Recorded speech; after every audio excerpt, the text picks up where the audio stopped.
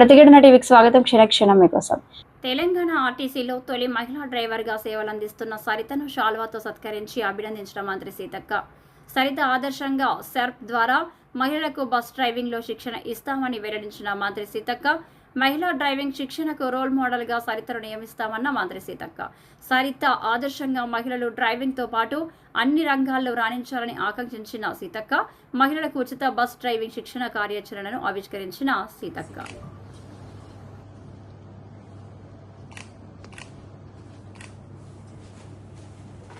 మాకు మేము మోమో పెట్టినప్పటి నుంచి మేడం అడ్వైజర్ మేడం